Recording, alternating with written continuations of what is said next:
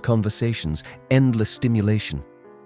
Anything to avoid sitting alone long enough to hear their own mind clearly, because silence forces confrontation, and confrontation is terrifying, especially when a person has built their entire identity around external validation. Carl Jung once said, "Until you make the unconscious conscious, it will direct your life, and you will call it fate." Most people never realize how much of their personality is automated. They think they fell in love, but often they repeated childhood attachment patterns.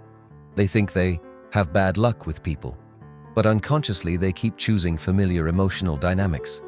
They think everyone betrays them. Yet they ignore every warning sign because fantasy feels safer than reality. Human beings don't just seek happiness, they seek familiarity, even when familiarity hurts them. That's why some people repeatedly return to toxic relationships, manipulative friendships, emotionally unavailable partners. The pain feels familiar, and familiarity creates psychological comfort. This is also why people resist change so violently. Change threatens identity. If someone has spent years being the victim, healing feels like losing themselves. If someone built their worth around being needed, boundaries feel terrifying. If someone survives through control, vulnerability feels unbearable. Most people are not protecting truth. They are protecting identity structures. And once you understand this, you stop taking certain behaviors personally.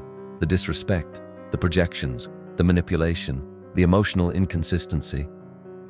Much of it was never truly about you. You simply triggered unresolved parts of them they were trying desperately not to face. Sometimes your confidence reminds someone of their insecurity.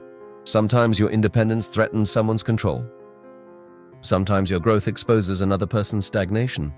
And instead of confronting themselves, they punish you psychologically. Not always openly, sometimes through subtle withdrawal, passive aggression, dismissive humor, withheld support, energy shifts, tiny emotional punishments almost impossible